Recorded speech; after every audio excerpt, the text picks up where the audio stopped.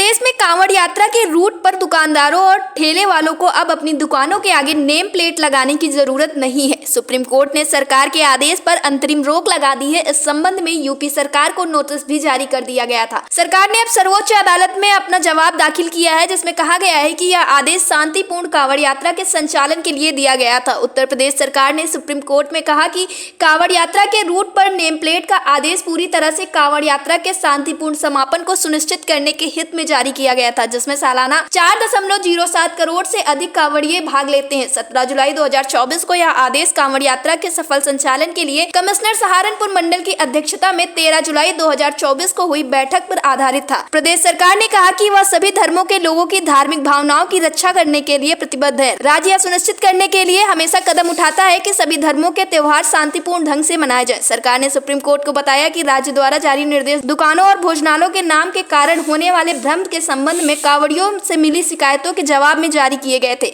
ऐसी शिकायतें मिलने पर पुलिस अधिकारियों ने तीर्थयात्रियों की चिंताओं को दूर करने और कानून व्यवस्था बनाए रखने के लिए यह कार्रवाई की है। खाद्य विक्रेताओं के व्यापार या व्यवसाय पर कोई प्रतिबंध नहीं लगाया गया है और वे हमेशा की तरह अपना व्यवसाय संचालित करने के लिए स्वतंत्र हैं। अगर वो रास्ते में कांवड़ यात्रा कर रहे हैं, खान पान की व्यवस्था में अगर कहीं से उनके जो है विघ्न आता है और कुछ अशुद्धता होती है तो उनके व्रत खंडित होता है, तो इसका जवाब दें क्या ये विपक्ष है क्या? सही है, नाम से पता चलता है कि ये शाकाहारी है, मांसाहारी है। मजबूरी रहेगी भाई, करना नहीं करेंगे तो उनके ऊपर कार्रवाई होगी और हमको तो नहीं लगता ये उचित है कि नाम रखा जाए। जरूरी, जब कांवड़ यात्रा निकलेगी तो जरूरी रखना पड़ेगा। तो गलत काम है ये, तो इसमें क्या ज़रूरत क्या है इसकी? क्या ज़रूरत है इसकी? जैसे चल रहा है चलने दे। यहाँ सबसे ज़्यादा हिंदू भाई लेते हैं।